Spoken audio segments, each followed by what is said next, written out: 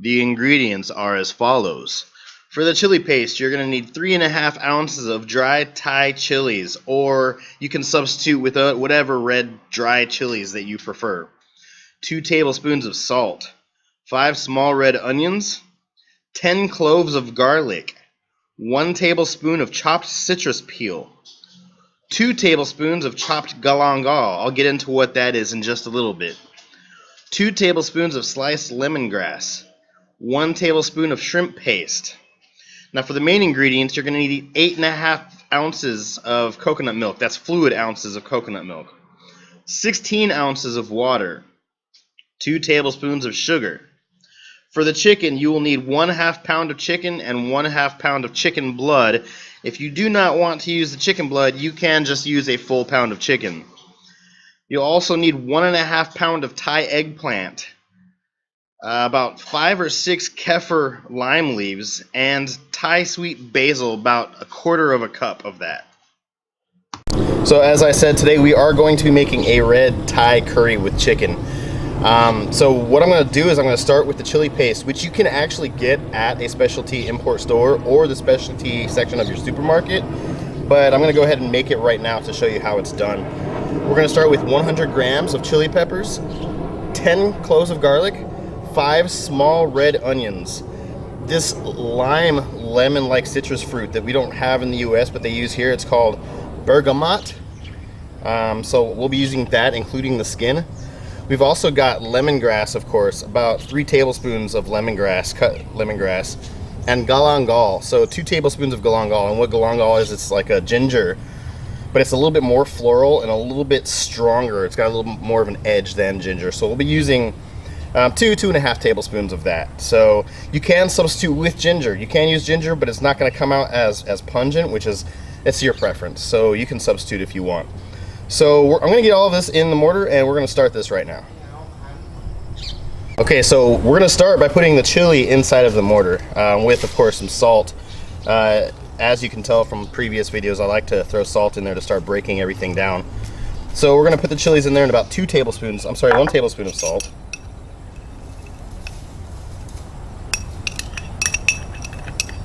Start beating this up. Now I'm using a heavy mortar for this because they are hard, so you do have to hit them a lot harder. So that's why I've got 2 mortar and pestles up here.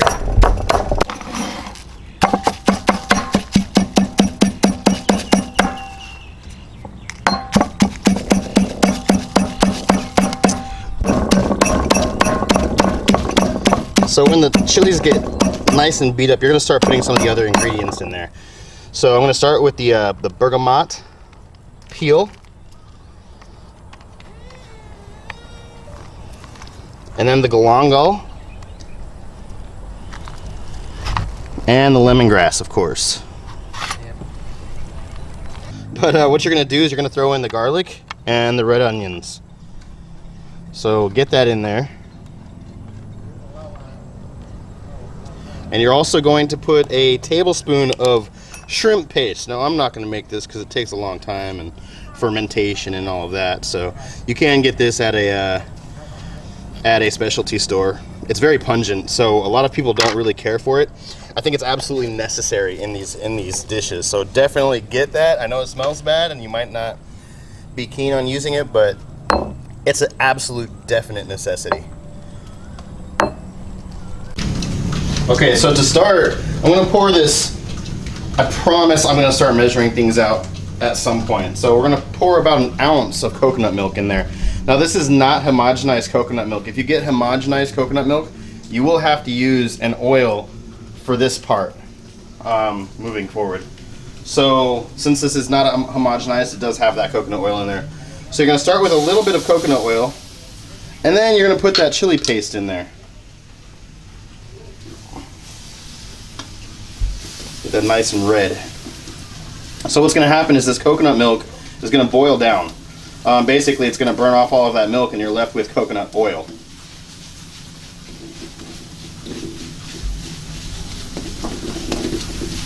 So I'm just kind of mixing it in as to not burn that coconut milk. There we go.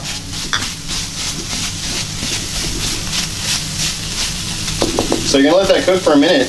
When you start smelling it kind of not burning, but getting to that point, that's when you're going to throw in the chicken.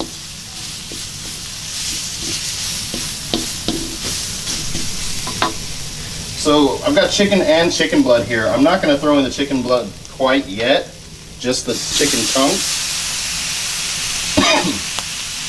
Oh, you feel the burn. And get that chicken cooking nice, get it coated and cooking nice and crispy.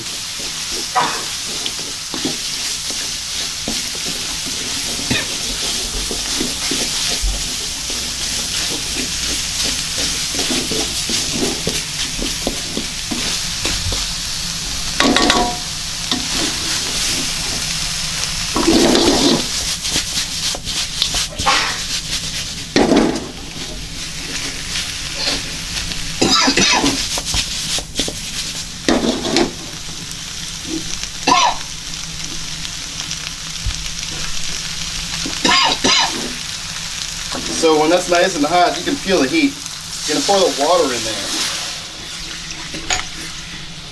Oh, look at that. Look at that color.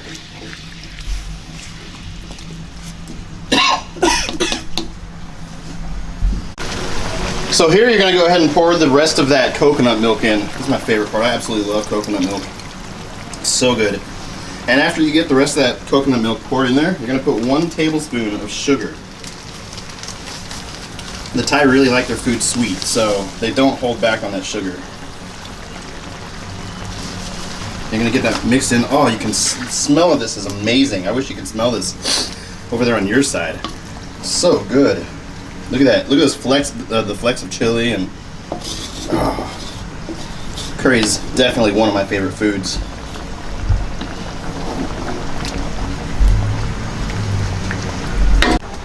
Okay, so what I did off camera, I actually added 1 more tablespoon of sugar and another 8.5 fluid ounces of water to this mix. At this point, I'm going to go ahead and throw the chicken blood in there.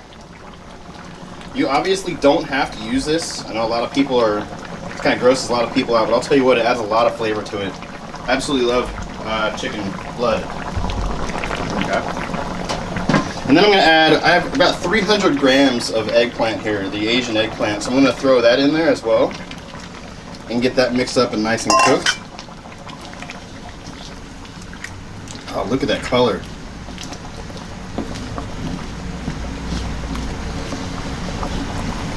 I'm telling you, if you could taste with your eyes, this is a masterpiece right here.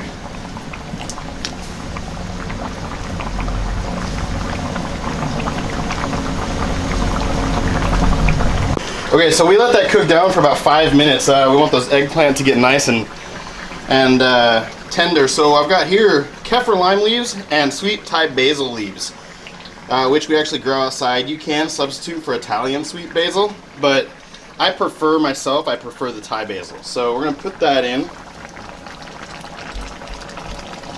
Kaffir lime leaves are a necessity in stuff like this. They add that little citrus punch. You're gonna turn off the heat at this point and kind of just let that soak.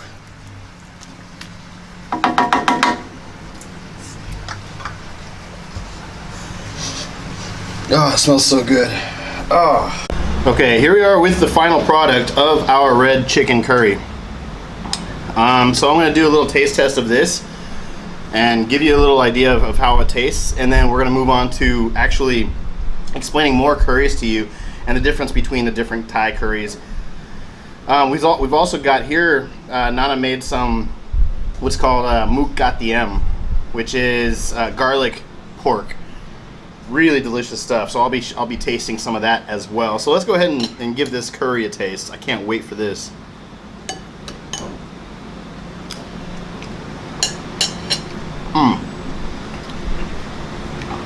Yeah, wow. That is killer. That is so good. You saw how simple it is to make. It's pretty spicy. Absolutely something that should be recreated if you want some really amazing curry. You can change it up a little bit. I do prefer a little bit more coconut milk in mine, or whatever you want. You know, less sugar, use less sugar. So, absolutely phenomenal. This is by far one of my favorite dishes in the world, and Thailand does a great job on their curries. Of course, that's one of the things they're known for. So it is extremely spicy. For a lot of people wouldn't want to handle this. What you can do is, instead of using the I use the plik kinu, which is the typical Thai chili that you see. You can use the chi phat dang, which is, sorry, I got some of it in my lung. You can use some of that chi phat dang, which is the longer, sweeter Thai chili. Or you can even use red jalapenos. Like there are substitutions that you can add to it. It'll change the dynamic of the dish a little bit, but it will calm that heat down. And who knows, you may find something that you really enjoy better with a lighter pepper. So now I'm going to go over some of the differences between some of the curries. Of course, Thailand has red curry, green curry, yellow curry, masaman curry, and they are all different, but for very small reasons. For example, the difference between red chili and green chili, big difference. Red chili uses red peppers, green chili uses green peppers. That's it. That's absolutely it. It does change the flavor. As you've seen, if you saw my episode about chilies, the flavor profile in green chilies and red chilies is it is different. So if you don't know, chilies as they ripen will go from green to red. Even your bell peppers will go from they'll change from green to red. They've even got yellow. Those are actually all the same the same peppers, just in different periods in a chronology of their ripeness. So the green chilies are going to be they're going to be less ripe. They've got a more earthy, more grassy, vegetal flavor. When you've got a red chili, it's got a more floral, more fruity flavor to it. So your green curry is going to be a lot less floral and fruity, and it's going to be more earthy and grassy. And don't let these words deter you. The flavor of a green chili, I can't even explain it. Absolutely delicious. In fact, my mother, when she came to visit us in Thailand, we went down to Khao Sak, which is down kind of central Thailand, north of Phuket. And we got this one of those floating bungalows on the lake, and the green curry that they had there just blew her mind. She became a huge fan of green curry that day. I think she might have eaten it several times since that as well. But so that's the difference between green curry and red curry. That's the biggest difference.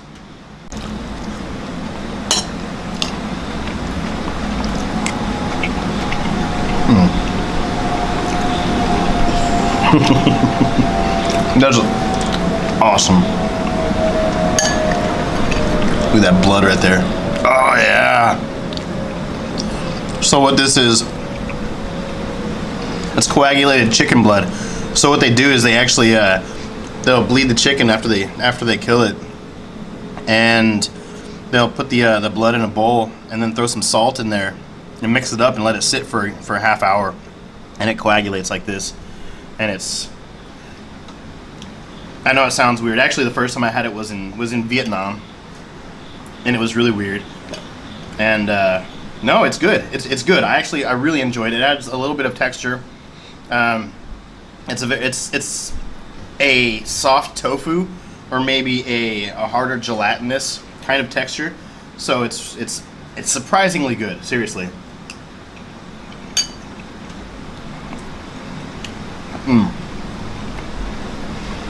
It doesn't taste like what you would think blood tastes like. It doesn't have that coppery iron taste. It's so good. The difference with Massaman curry is that it's more of a it actually has a lot of influence from Islam, from the Muslims when Islam started moving north and east. They started bringing their spices with them, and so Massaman curry actually held a lot of that halal. So Thailand, I'm sure they've got pork Massaman. I haven't had it, but they really did a lot of their spices and their food in a halal way, as they do in Islam. So the biggest difference with what they use in Massaman curry is that they actually use nutmeg, cinnamon, star anise, and cardamom. So it's got a totally different taste profile than the other Thai curries, but it is because they have that more influence from the West, from when Islam started moving more toward east and in Myanmar and Thailand and all of that. So there's also what is called khao soi, which is kind of a coconut curry. It's a little bit different. You can actually get it without. If you ever get to Thailand, and especially if you ever get to Chiang Mai, which is in northern Thailand, they have this dish called khao soi, and it's a coconut milk. It's a coconut milk curry, really, but they use noodles. They use egg noodles, but they also put fried noodles on top, and it is just the layers and the texture. And they'll typically throw a chicken leg in there. Sometimes they'll cut up the chicken, which I prefer it that way. But they will throw a chicken leg in there, and I'm telling you what, it's one of the most amazing dishes that I've had on earth. Chiang Mai, anyway, has some of the greatest food that you'll ever eat. The sausages that they have there. I've mentioned it before. Mu pa lo, which is one of my favorite dishes, is really kind of staple. It's kind of a northern. It's got a lot of influence from Myanmar, and mu pa lo is one of the dishes that came from that. So mu pa lo is basically, they use a 5-spice kind of stew that they stew this pork in for hours. And anyway, I have a tendency to get involved in different foods than what I'm showcasing, so I'm going to get back to the curry now. This khao soi in Chiang Mai is absolutely phenomenal. It is a coconut base, and you should absolutely try this. Now I'm going to try this pork that Nana made because my mouth is watering. I'm sure it has to do with the fact that my mouth is on fire because of this curry, but I like that, so it's okay. Oh.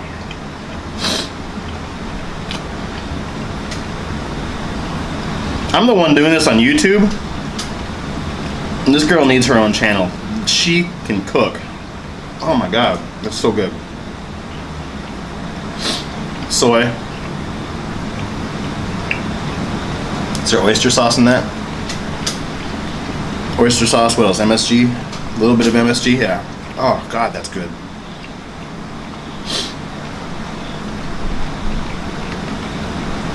We might have to do an episode on this. I'm going to try to get her own YouTube channel, because this woman can absolutely, yeah, she can cook.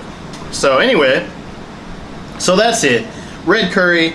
We've got the differences between red, green, yellow, Massaman curry, khao soi. I don't even know if khao soi is considered curry, but anyway, if you get to Thailand, try the curries.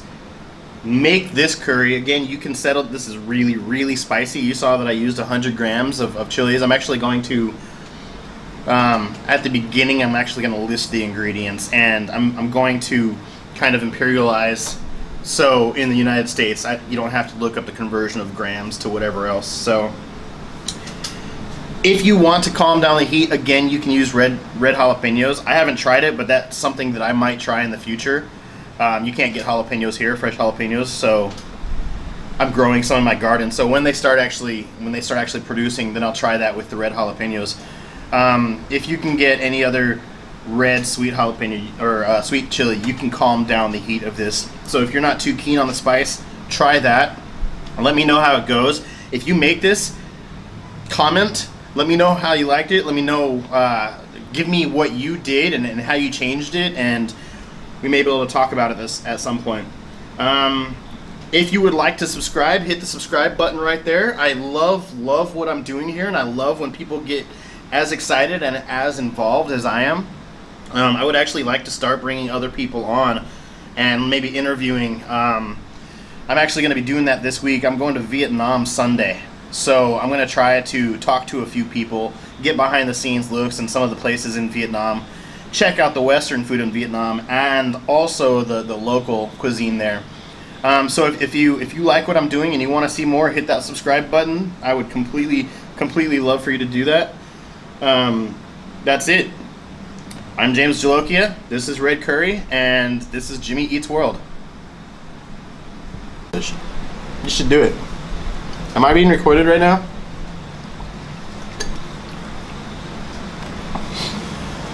Please comment and ask Nana to make a channel, because I'm telling you, first of all, her grandmother, your grandmother, right, was chef to the king of Thailand. His family seriously, they are the best. They're the best cooks in the country with the best food. I mean, you don't get a higher caliber than the local cuisine from her family. So comment on the bottom, tell her how much you want her to get a YouTube channel so she can show you how to make the best. She's the one who teaches me how to make all of my stuff. So comment, let her know that you want her to make a channel.